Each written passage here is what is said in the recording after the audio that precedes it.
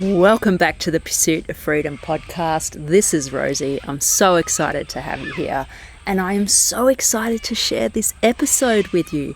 Again, it's one I recorded quite a while ago, and one of the first episodes I recorded with the wonderful Roula. She's actually part of my online community, the Free Spirited Sisterhood, but I met her through Pat Flynn's community when he was putting on a free podcasting challenge, and that's actually how I started my podcast.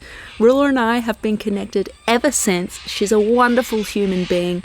She's fierce, she's amazing, she's inspiring, but she keeps it real, and I love that so much. I'm going to stop talking and roll the episode. Enjoy. Roula, thank you so much for joining me today. I've been looking forward to this conversation for weeks. Thank you so much for being here. I'm very glad to be here. Really excited to dive into this conversation. I wanted to start off talking about your day job, because you are a finance manager and you've been in the finance space for over 10 years, that would be fair to say, right? Long time. But you've recently discovered your creativity. And I'd love for you to walk us through what that journey has looked like for you. Very good question. Forced me to think about where I was and where I want to be, because presently I'm nowhere. I'm still trying to figure it out. Finance came my way as an obligation because it wasn't really what I wanted to do. Growing up in the war, I so wanted to be interior designer. Right. And I remember my father said to me, "Are you crazy? Who want their house decorated in times of war? Go and do something where you can have a job and earn a living, something decent." Well, he expressed it in a much more harsh way, which I cannot repeat. It was all in Arabic. But it was just when I cried my eyes out thinking, I cannot be who I want to be, and I have to go and study something. So I chose accounting because my brother was studying it, and I cannot say I liked it. I cannot say I was good at it. I just did what I have to do. To just pass the years, get my certification, and start living. But I never worked in accounting. I started working when I was 18, and I worked as a paralegal assistant in a very fancy law firm in Lebanon. One day, while working there after maybe 6 years, we had a client. This client asked me to travel with them to the Netherlands so that I can help them with the French and the English language, because I speak both languages. I came here, met my ex. After we got married in Lebanon, I moved to live in the Netherlands. It was 23 years ago, the Netherlands was just becoming international. Lot of shared service centers, finance shared service centers starting open up here, because the country was given, now things are changing, but back then, big financial benefits for big, large companies. Okay. And with my accounting degree and the French language, it was easy for me to find a job. First, when people looked at my CV and they didn't really read it, they saw I'm from Lebanon, and then they offered me a job like cleaning in hotels or working at a restaurant. Rarely looked at my CV until I went to the right job agency, which is specialized in international expats. They helped me. And my first job was actually at Reader's Digest. Wow. And I knew this Reader's Digest from when I was growing up. My father had a subscription, and we always received it in Arabic. It was called Mukhtar. So I was kind of proud to work at the company that I already knew something about it. I started with a very young team at the accounts payable department, paying invoices, resolving issues. We were working 60, 70 hours a week. Wow. It was a mess. But from there, I grew in this job. I became, in my character, I like to take initiative. I want to solve problems. I want to help people. And I started learning more in my area, learning more in finance to grow and become more of leading people in this area, helping them excel in their job to move to something better. Right. Because that was the area I started in, was really the area that everyone would start to grow from there.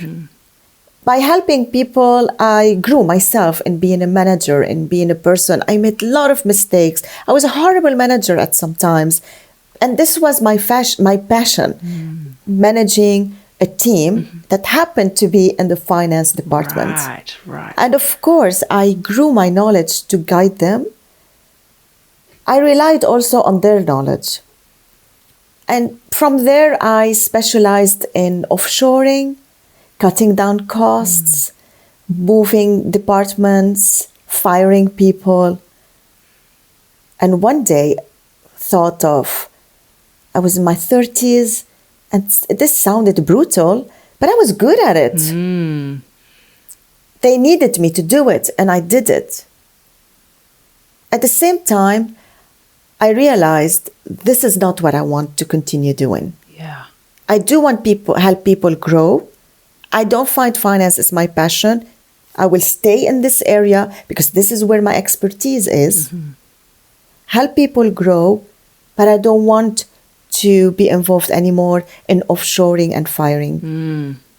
I had a couple of years of break because when I was 41, I gave birth to my youngest son.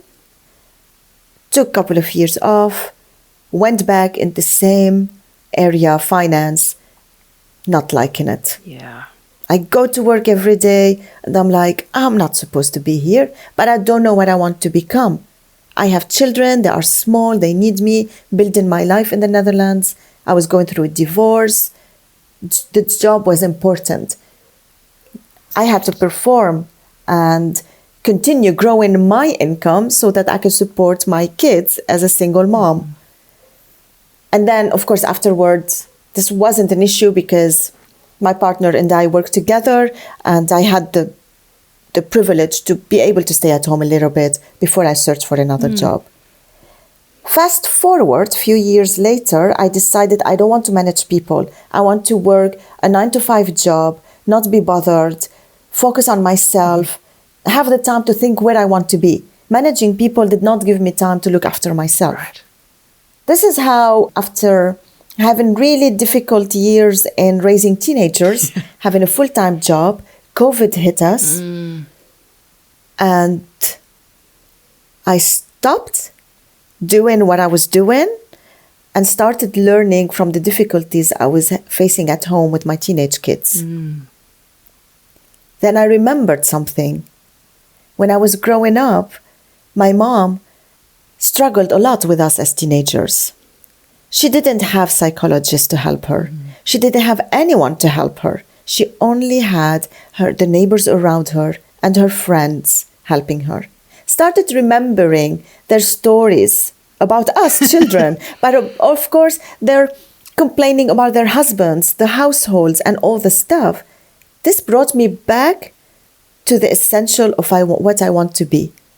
I thought, that's it. I want to hear people's stories. But because of the difficulties I'm having at home, I didn't have time to focus on that. Fortunately, I could stop working, focus on my kids, on my home. And thanks to therapy, I learned how to focus on myself and discover my passion and where I want to be. So powerful. What was that process like, discovering your passion? Because I think this is something a lot of people struggle with, and I'm still on this journey myself. It's constantly changing. But how did you figure out your passion? That's a very difficult question. Yeah.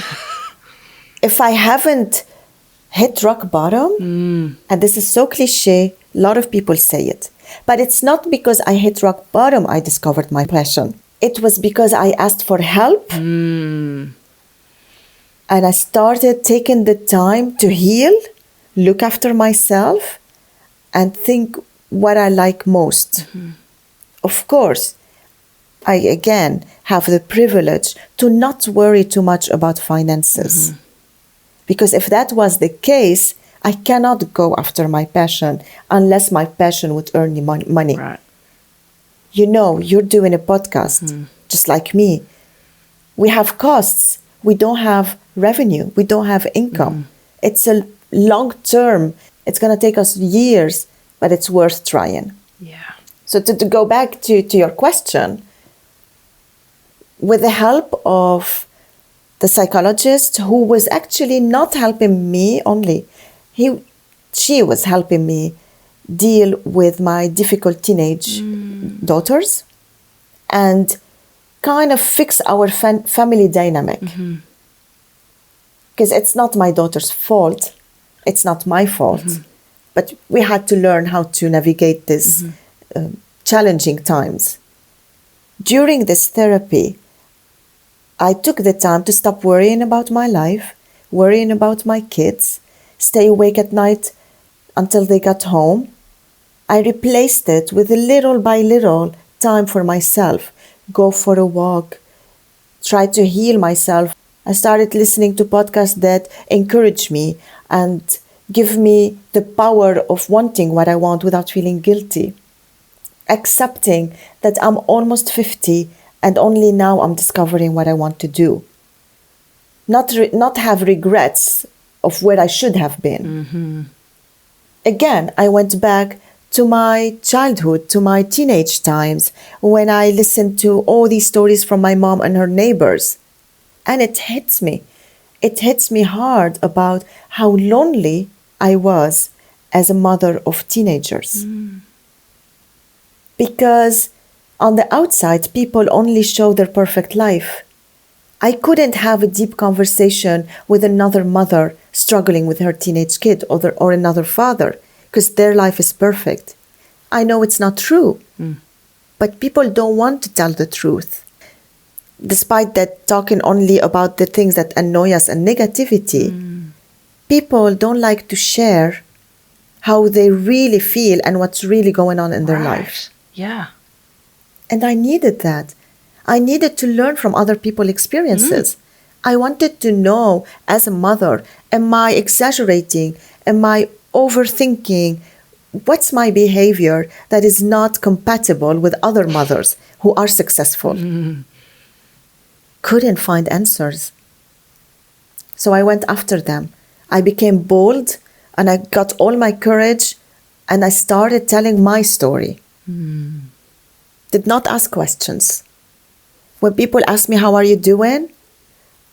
I say, I vomited everything out. Yeah. I told them everything. The ugly, the challenging, the true thing. I didn't go telling them negative stories. I told them my struggle. I shared what I'm doing to get better. And I gave them an update on where we are at this point of our lives. This opened the doors for others to talk to me. Yeah. This is how I became very conscious of my courage. Yeah. I'm proud of it because every time I have to talk about things, I'm feeling the tension. I'm going to be judged. Am I giving away too much information? Are people interested in hearing what I have to say? All these things, I tried to make them disappear by trying to focus on the outcome. And if the people don't want to interact, it's fine. It's not a problem. I also learned from that. Every day, the more I talked about my story, the more other people opened up about their stories. Before, I knew already I want to start a podcast. And I knew it's going to be about life stories. Just when I started opening up, hearing other people's stories, I was able to shape it into the fact that no matter who we are, we have a story. Yeah. Maybe someone went to the grocery shop and had a bad interaction with a stranger. This is a story. It doesn't have about life drama. It doesn't have to be about hitting rock bottom and finding the dream. Every person have a story. Yeah. And I wanted to document it in my podcast because it won't make a book their story, but it will lift someone else's spirit. It became my passion. It's beautiful. Your podcast, it gives not only the person being interviewed a voice, but it gives the listeners a voice, because I think a lot of the stories you showcase on there, when you listen, you can relate to a lot of it and you feel less alone, which I think is such a powerful way to create connection. You know, you can't see the other person. If I'm listening to your podcast, I'm not interacting with them, but I've formed a connection with you as the host and whoever you're interviewing. And I think it's beautiful. And something I want to hear more about from you is you've mentioned a couple of times how stories or memories from your childhood really helped you realize the importance of story and your creativity. As a child, you grew up in a war zone. And for someone like me, that is so far removed from my experience. But I was listening to one of your episodes where you spoke a bit about that.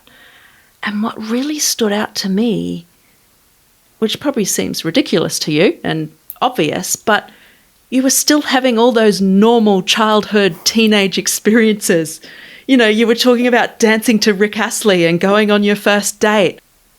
It was beautiful, and it reminded me how human we are. Can you share with us, what are your memories growing up in Lebanon? It has a lot to do with stories, indeed. Especially when my kids turned teenagers, I had like a volcano eruption of memories. Yeah. Of my childhood and teenage years. They triggered all of this in me. The thing is, growing up in Lebanon in the war, I was born in the war. So I saw my parents fear and worry, and they were terrified for our lives and well-being and safety. I've seen stuff that made me so scared, I almost pissed in my pants. I remember very vividly, I remember my father running, taking me in his arms and running to the shelter. I was maybe 10 years old. What I took from this memory, his love to me. Yeah. I didn't take from it the trauma of the war. I was like, how much he loves me to carry me in this speed and take me away. Of course, the war in the Ukraine brought a lot of these memories. And I'm thinking of the people in the Ukraine and the teenagers. Teenagers, their life goes on, war or no war. Yeah. It's sad and traumatic. It's just they have to grow, just like our teenagers grow in the time of COVID. Yeah. These memories of the war and the stories, I was a lot at home. We couldn't go anywhere, or in the bomb shelter, or in a safe house where family gather because their house is safe, it's underground. People sitting there, my father, the neighbors, their friends. We used to be in a house with 50 persons, just hiding there, watching TV, cooking, and telling stories. A lot of stories about the war, about people who died or who was fleeing, about massacres and bloodshed, but also about, remember how the mothers back then, they thought we children didn't understand. Maybe I understood it later. Yeah. Talk about having sex when so many people are in the same room sleeping, or, you know, their husband flirting with the neighbors, the neighbors flirting back.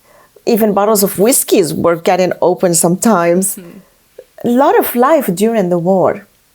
This is the bright side. Luckily, I have a lot of memories of it.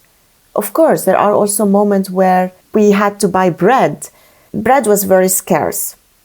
And we decided we're going to stand in the line separate, pretend that we're not family, so that each one of us would get a bag of bread.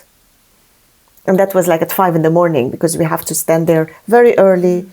We didn't have water, so we all had to shower in one bucket of water.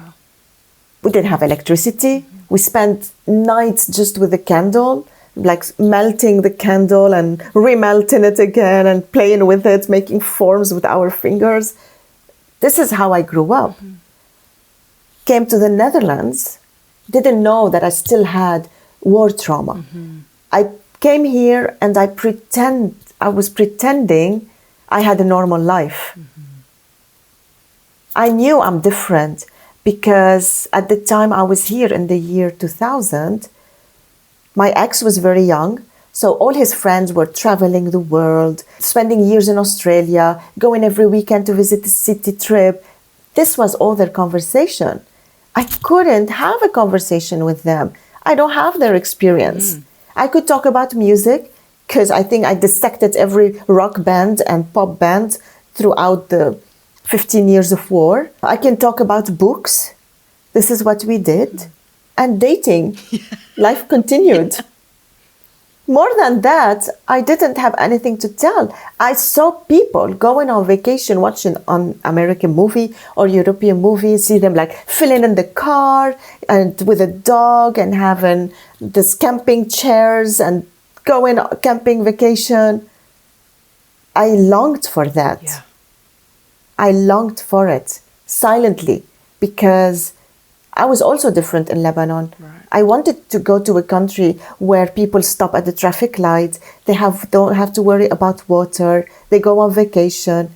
But I didn't say it because to whom am I going to tell this in Lebanon? They will think I'm just a daydreamer. They want me better to focus on my studies. That's also coming here and not being able to share same experiences with people for so many years made me also lonely. Couldn't hear stories. I was continuously pretending that I'm fine and I know what people are talking about.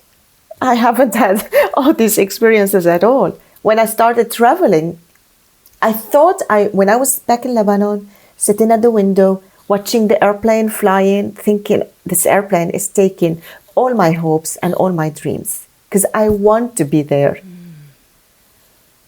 When I flew here to the Netherlands for the first time, I was very excited. I couldn't believe myself. I'm on the airplane.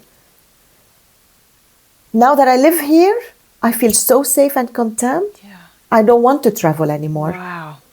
I feel homesick if I go further than any place in Europe. I feel safe. I'm in my home where people respect the traffic lights and there are no pushovers, and this is what I was looking for. This brings me to a small remark, but this is also a story that I hope one day we can capture in our podcast. I wasn't an immigrant. I got married and my ex brought me to the Netherlands. A lot of people thought I came here for the Dutch passport. Especially when after 13 years after our divorce, his family, I don't know who else, thought, see, she has her passport now, she left you. What is not easy to understand is not only the passport a reason for someone to look for a better life. I wanted to marry my equal. I couldn't find my equal in the Arabic culture. My ex was my equal. This is what I was looking for. I was looking for safety. A lot of immigrants look for safety. But not only this, I wasn't looking for safety. I wanted to become European because I think since the World War ended, Europe is growing, getting better, while the Middle East is not. My longing is to grow and get better. I can't do it in the Middle East. I'm on the side. I want regulations. I want people to respect the law. Don't get angry if they have to pay a fine, because eventually the fine will be invested in the country. Because of corruption, there's always an excuse why not to do that. I wanted to leave, yes. But firstly, I wanted to leave for my equal. Someone who would be my equal. I found him. He was my equal in all kind of possible ways. And this is why I feel very much comfortable in my life, building my life despite all the time, and telling the stories, my story, listening to other people's stories, reassure me, give me some kind of reassurance that no matter where we are in the world, It's not, the grass is not greener on the other side. Right. But we make the choices to find a place where we are willing to give and take. Not everyone has the opportunity to give this, because my family in Lebanon, they have a very poor economical life, no future, no, like, not one even light at the end of the tunnel.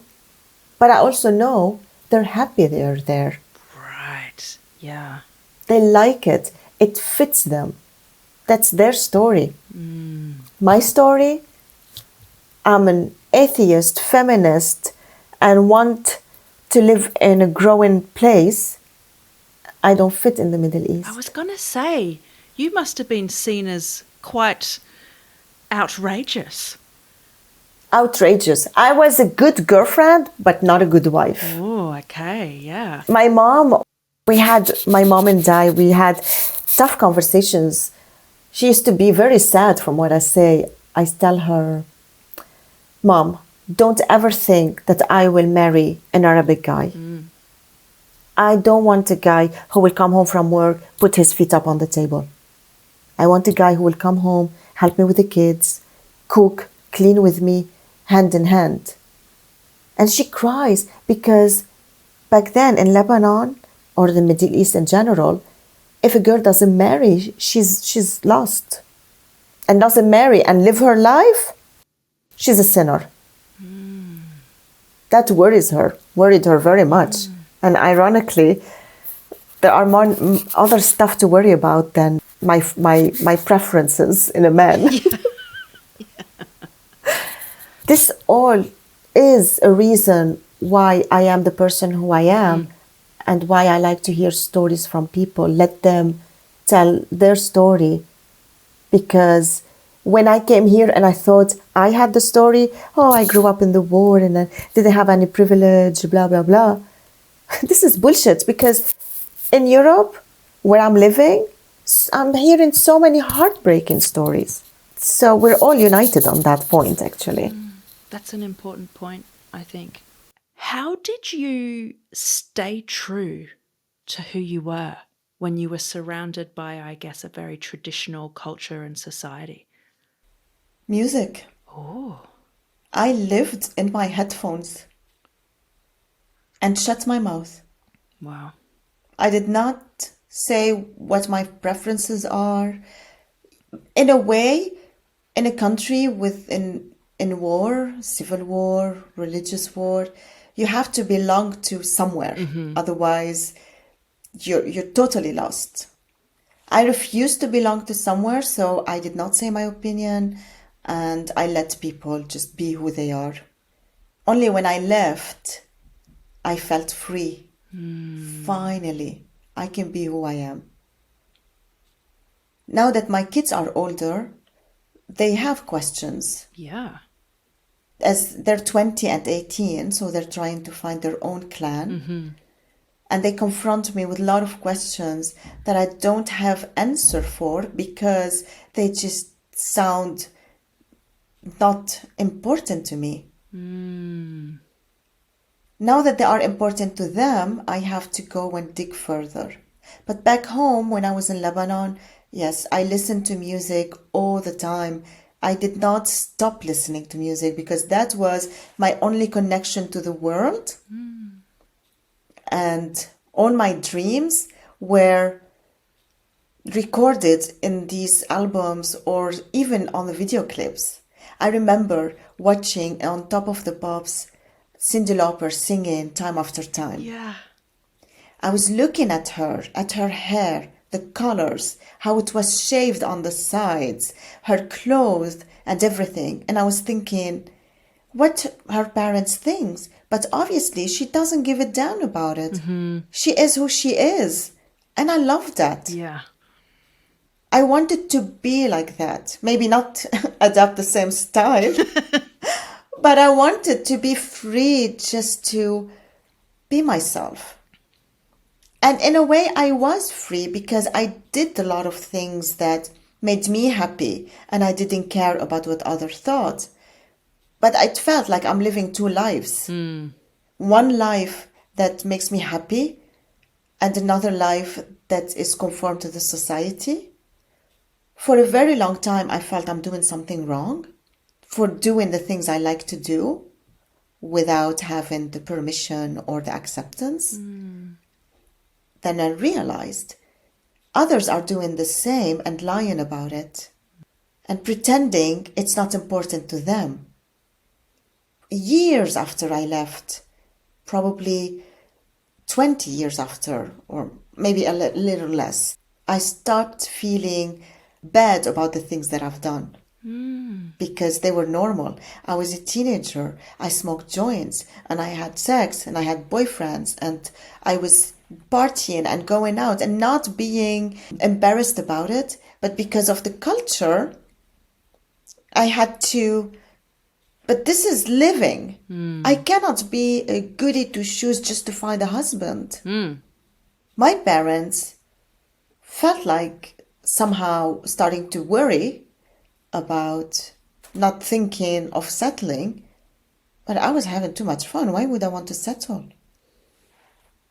When I came here and I start living again, my freedom without having any guilt feeling, and my kids who are teenager, and I'm encouraging them to live their life now because later they will be busy with other stuff in life.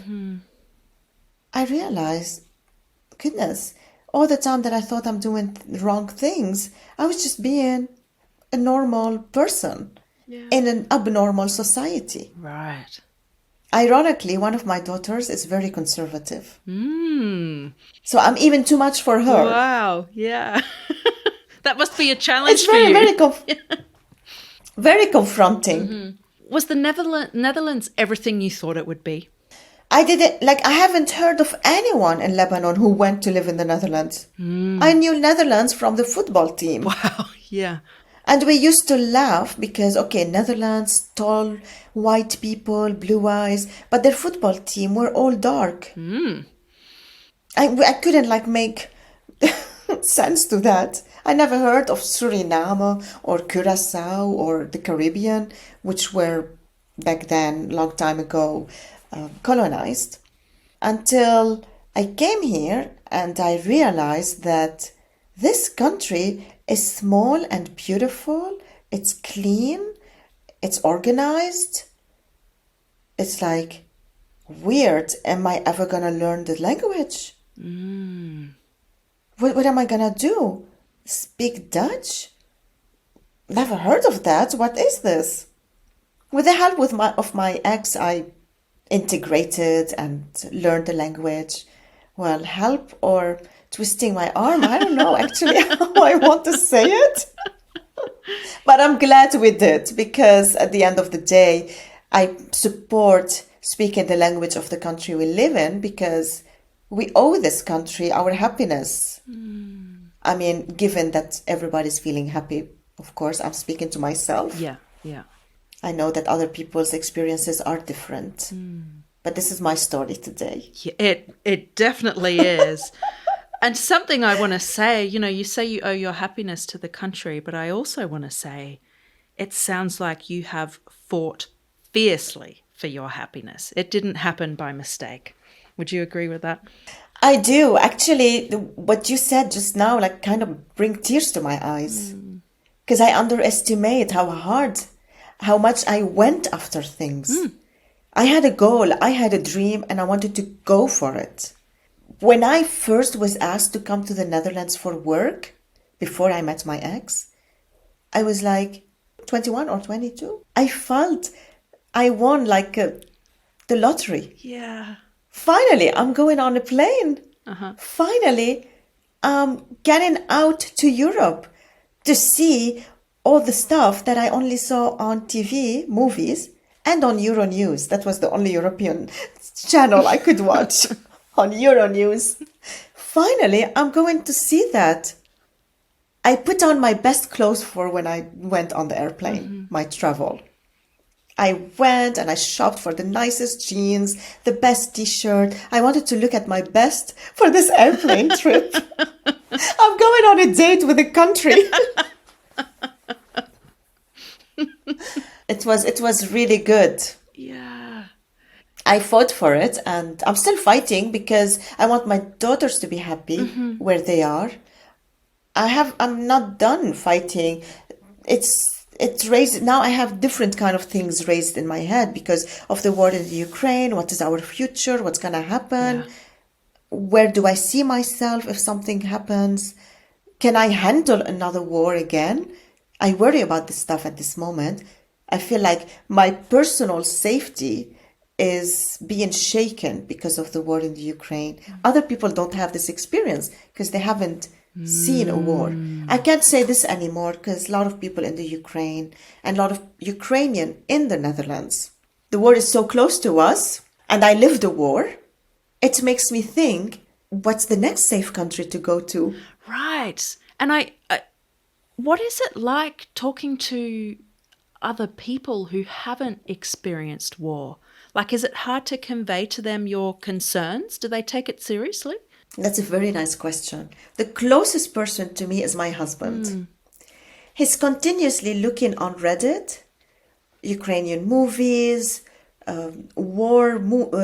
movies, analysis, and he comes to me to show me. So excited, like he wants me to see, and I'm like, I've seen this firsthand. Yeah. What you're telling me is nothing new.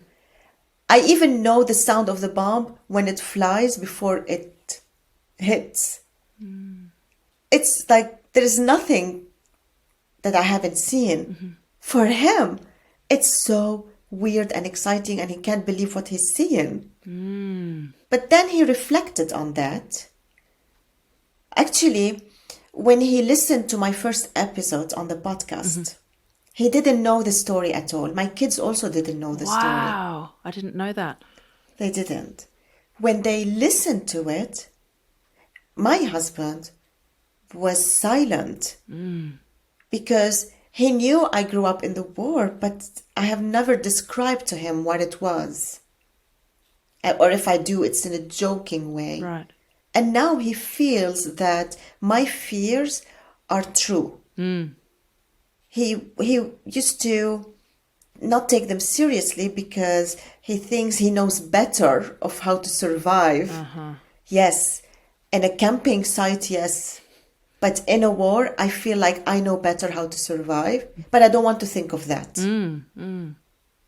I don't.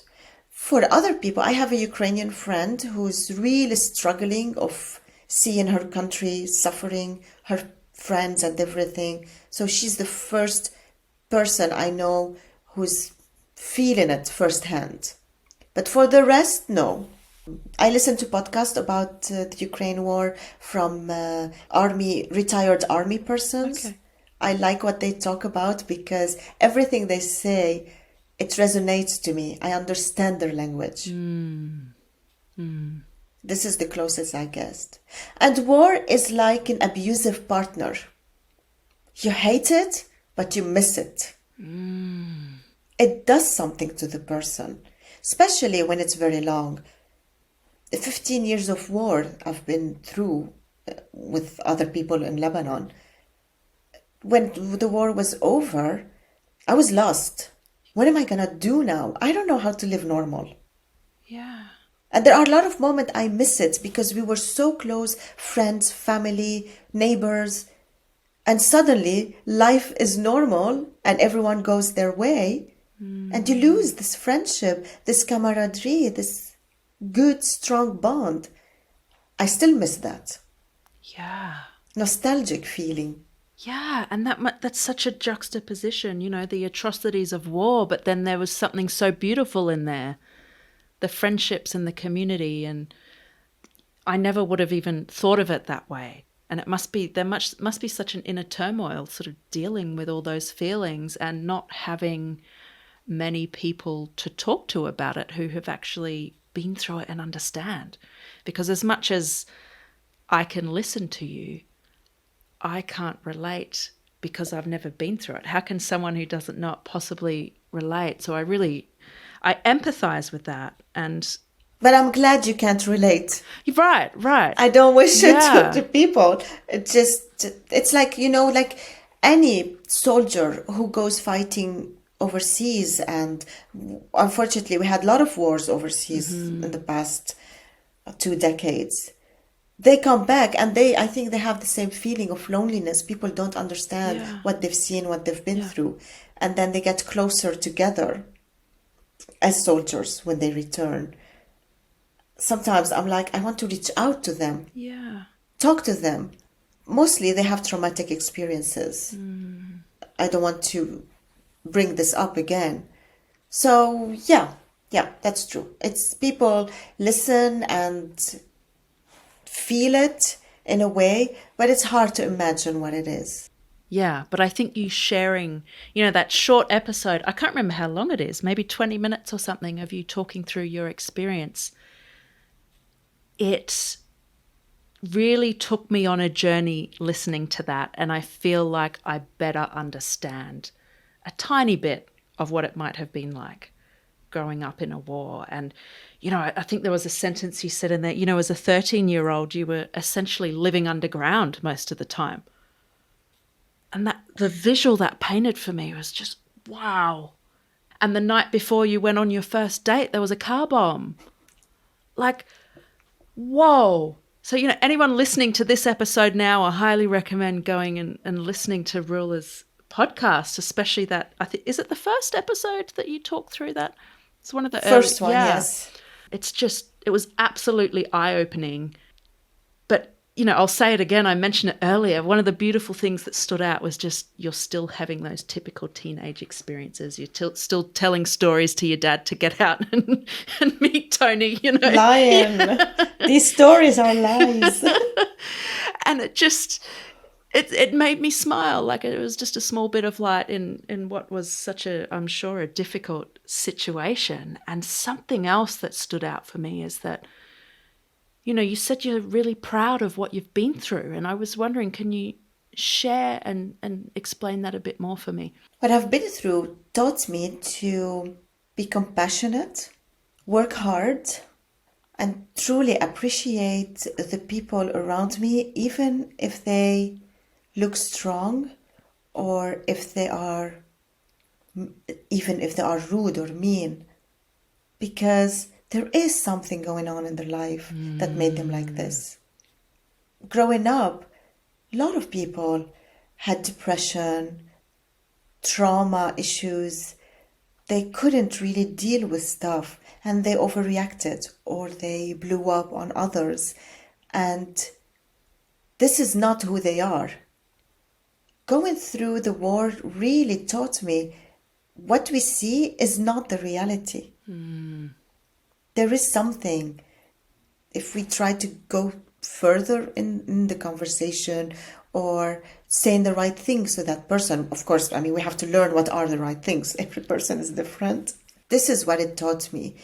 And it taught me hard work because I remember the Lebanese generation, my generation, did not miss a day at school during the war. Wow. Because the schools did their program, let's say 6 months and 3 months. Summer, we went to school every day. Wow. If there was no bombing, we went to school every day. Wow. Even on Saturday, sometimes on a Sunday. As they did everything possible to make sure the young generation is not missing out at school, on school. The school system is not the government school system. I went to Christian schools, so also we had to pay a lot of money for the tuition, which also I remember the struggle my parents had to pay for our school. And because it was private school, most of the schools were private for a lot of people. Okay. They made sure that we all get the right education. And despite the war, there is this pride in Lebanese person. I don't know if I appreciate it or not. This is a different topic, cultural topic. But there is this pride in the Lebanese person that they want to strive and be the best they can to compete with others.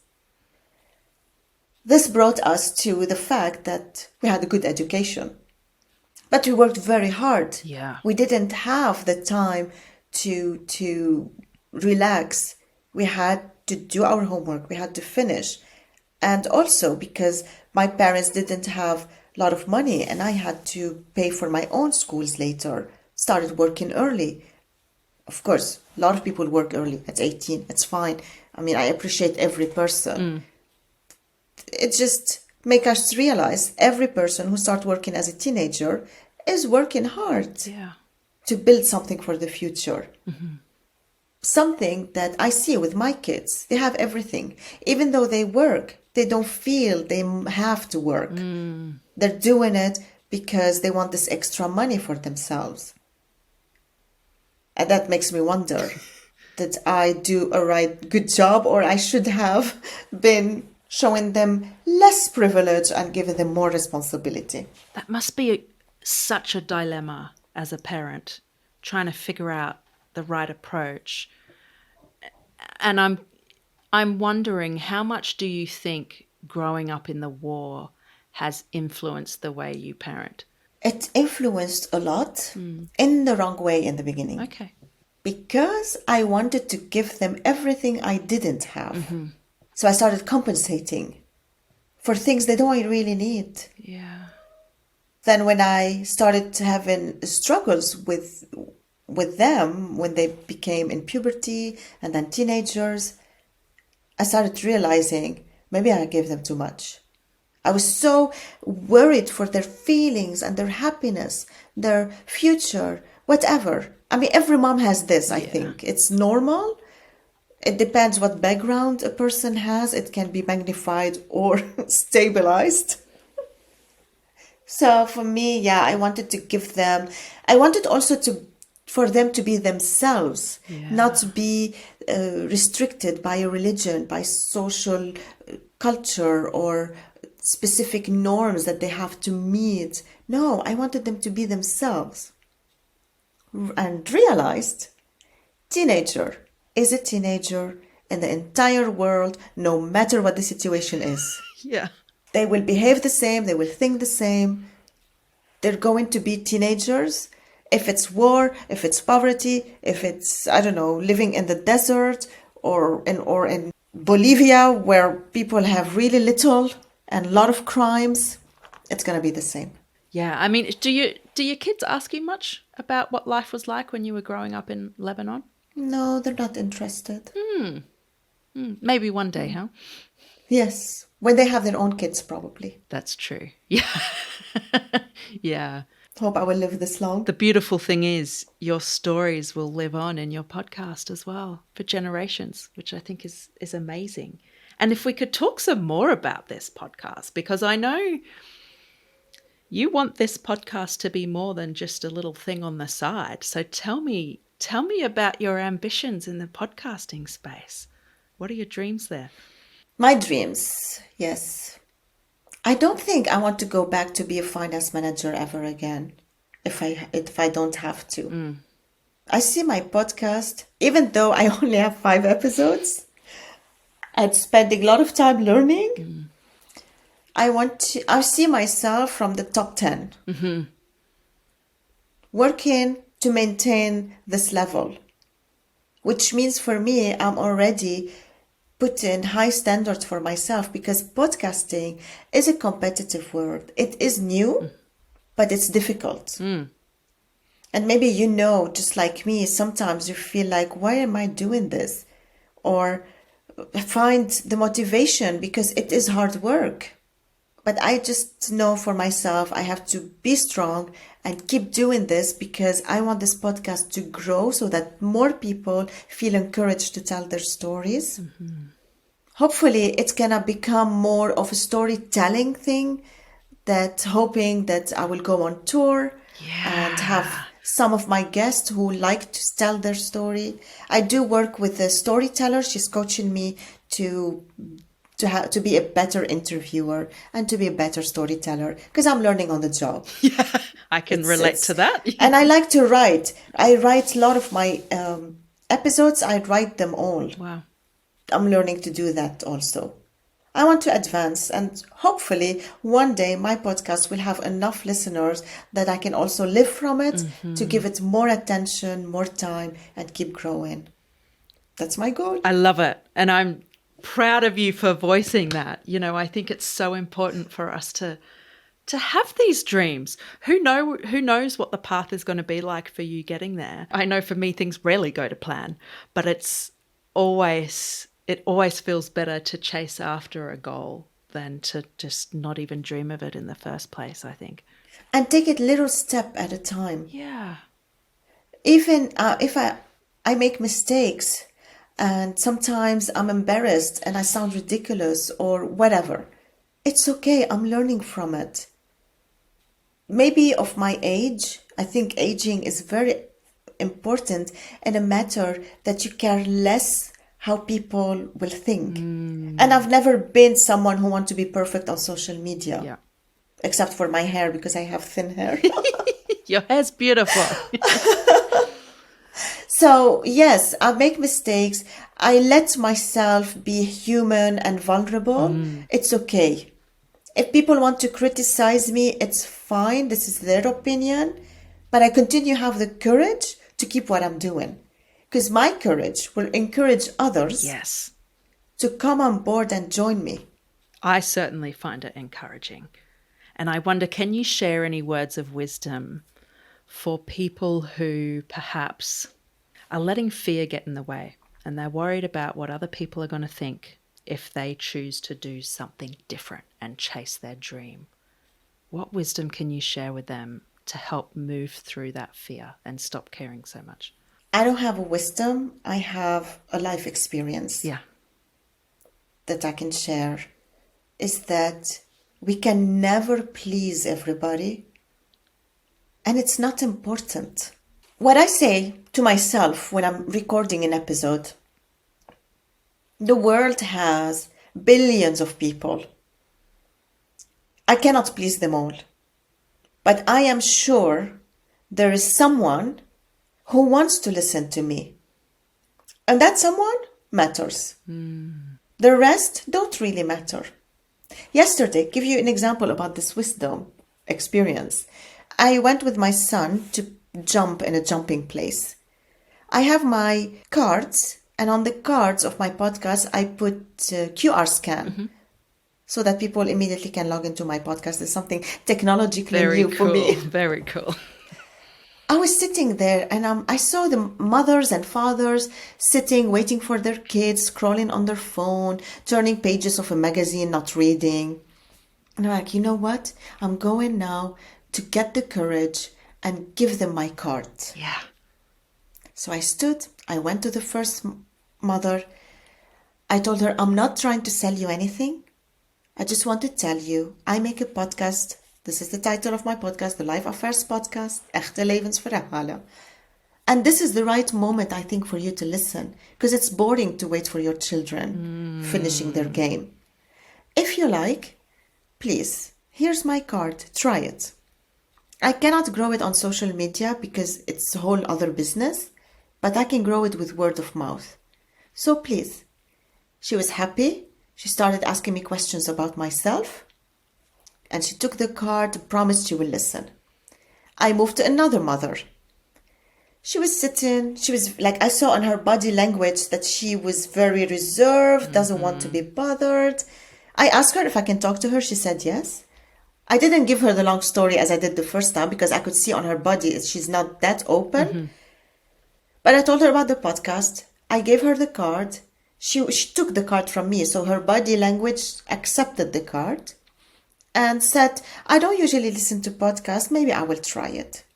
That's for me a win. Yeah, yeah. I moved to the third parent, a guy, who was like with his hand telling me he doesn't want to be bothered. Yeah. It's fine. I told him, okay, that's it. No problem. I walked back to my seat. My adrenaline was high because I went out of my way to give my podcast cards. It was scary, but I did not think for a second of the guy who rejected me or of the mom who wasn't enthusiastic about it, because they don't matter. What matters is that one lady that wanted to listen. I can try, but not everyone will be happy. After a few minutes, the lady came to me and whispered in my ear that she sent my podcast to 4 of her friends. Wow. She praised me for my courage. I was like flabbergasted because I took this step, which I doubted if I should do it or not, and I did get a result from it. So for the rest, it doesn't matter. Go and do what you want. Yeah. And if you didn't face your fear and be brave and courageous and do that, that lady may never have discovered your podcast, and those 4 other people she sent it to might not have either. One important thing I like to add, and I learned it the hard way. It's best that I don't take anything personal. If they refused my podcast or refused to talk to me, they don't know me. It's not personal. It's not their moment. They have their life. They have their story to worry about. Yeah. Very important not to take things personal. Keep trying. Yeah, I agree. And that's something I really struggle with. I have to admit, I take things very personally, and I have to work really hard not to, because it's not all about me. People have other things going on in their lives, and it's not personal. Maybe sometimes it is, but I shouldn't be taking these things personally. It just uses up all this energy, and it's definitely a waste of my You know time. when it's personal? When you care about that person. Yeah. Then it matters if it's personal or not.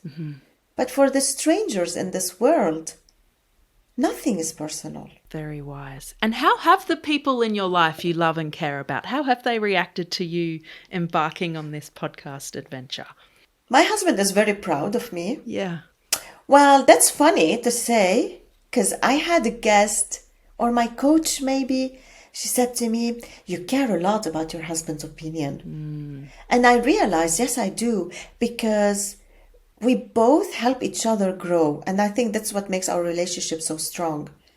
We help each other grow, even though sometimes we're very critical towards each other's. And I go like angry, thinking he doesn't support me and upset. Then I think about it. Damn, he was right. You know, like, go, Roula, just make up a good word because the guy was just trying to advise you. So yes, he's truly my cheerleader, because even though in the beginning I was afraid he won't listen to my episodes, he's a podcast listener expert. You know probably what I mean. He listens also to so many podcasts that he understands what a good podcast is. And then one day he was busy in the house and he binge listened to my episodes. Wow. He was so happy.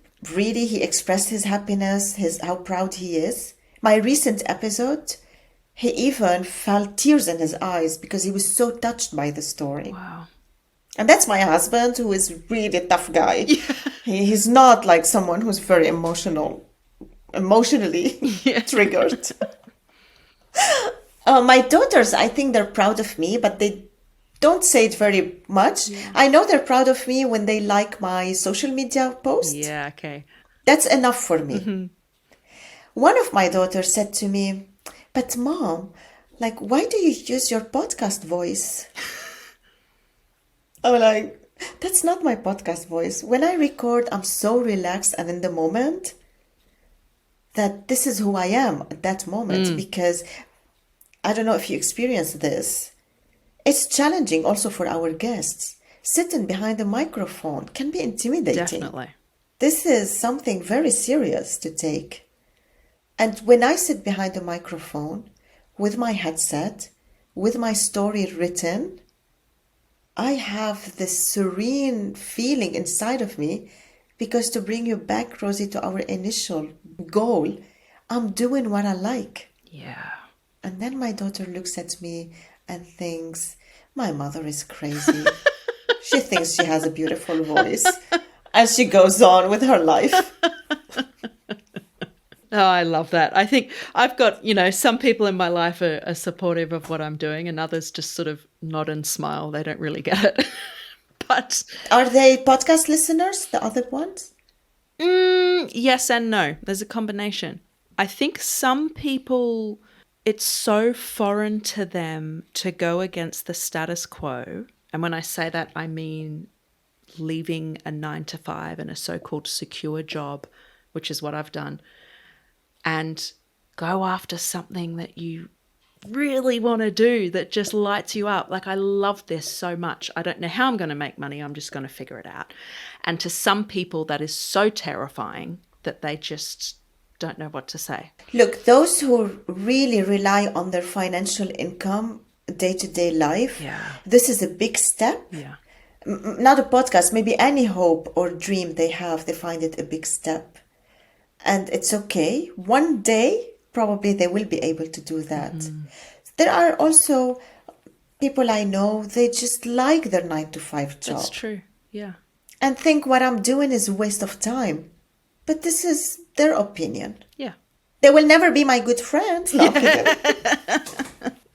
no, this is their opinion, and it's okay. And with this kind of people, when we meet, I don't talk about the podcast unless they ask. Yeah, yeah. Yeah, and it's okay for everybody to have different dreams, isn't it? That's the beauty of it. We all have a different story, and I think if we can all stay true to whatever that story is, that's what makes it beautiful. And I think you helping people share their stories helps them, or I hope it helps them, own their story, because sometimes I think it's easy to feel disconnected from our journey and not be proud of it. Because I think we've all been through things that, aren't so nice and that we'd rather forget. But you can't change your story. It's there. What you can change, I think, is how you carry it forward.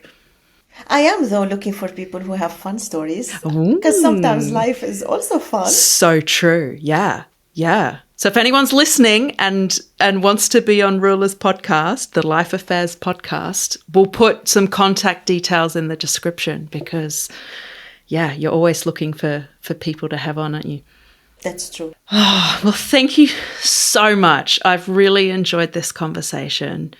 I've learnt a lot. I hope you've had as much fun as me. It's just been nice to learn more about you and hear the wisdom you have to share. It is wisdom. All those experiences are wisdom, and I'm so glad that you shared it with us. So thank you so much, and I can't wait to have you on again. I'm so glad you gave me this platform on your podcast to tell my story. It's the first time that I talk about it in this kind of way, and I like being here because it feels safe and comfortable, and I'm sure that the listener listening to the episodes, I'm looking forward to listen to other people's stories because you're doing almost the same. It's just, you don't have one story, you're diving into our life and asking us about it in various ways. Yeah. That makes us think and reflect. Yeah, which is what I love. And I'm glad you brought this up. I guess we have, the podcasts are similar, but we also do it in our own way. And I think what's beautiful is we're both supportive of each other. This isn't some sort of, I don't know what the word is. It's not a competition or anything like that. It's just supporting a fellow creative and a woman who's chasing her dreams. I think it's wonderful. Absolutely. No, there is no competition. That would be heartbreaking to stop doing this because we're scared of the competition. Yeah. It's only support, because we're both trying to grow something. I think helping each other to grow is much easier than compete. Put our energy on competing. I agree. Some people feel threatened by supporting other people, but I think it's the best way to be. We'll only come out better for it. So thank you so much, and we'll talk again soon. Thank you. If this episode resonated with you at all, could I please ask that you share it with a friend who you think could get value from it? And whilst you're doing that, make sure you follow and subscribe to the podcast so that you never miss another episode. And whilst you're following or subscribing, please leave us a rating, preferably 5 stars, and also a written review. Doing each of these things is going to help this podcast reach more people and impact more lives, which is, at the end of the day, is what we're here to do. Thank you so much. I appreciate you. Remember, you matter, you're worth it, and you are so, so capable. Take care of yourself, and I'll see you next week.